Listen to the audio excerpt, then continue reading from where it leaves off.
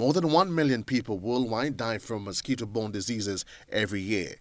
They have been around, but they have started to cross borders, with the Caribbean being the most recent stop.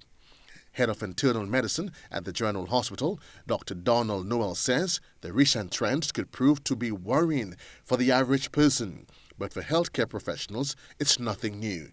They were there before. As was mentioned earlier, Zika was discovered since 1947, as you mentioned, in the Zika forest in Uganda. So Zika was there. It was a mild illness. Nobody paid much attention. But I think what has changed is when those infections start crossing borders. The Zika moved from Uganda to Yap Islands. Then it moved to the Pacific Islands, and it moved to Brazil.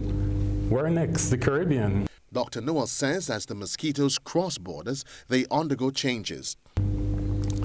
And the thing about those viruses, when they move into a new population, they undergo genetic changes. So they may become more pathogenic. But mosquitoes and mosquito-borne illnesses have been with us for decades. Malaria has been a deadly mosquito-borne illness in Africa, Asia for decades. So mosquito have always been a deadly vector of mosquito-borne illnesses. Yellow fever is the latest threat to the Caribbean region. It has been reported in Trinidad, and several Caribbean islands are now on alert. Jamaica has made it mandatory for people arriving at its air and seaports to provide proof of yellow fever vaccination. Chikungunya virus is another mosquito-borne ailment that has been impacting Grenada and some other Caribbean islands. It has established itself in the Caribbean since December 2013.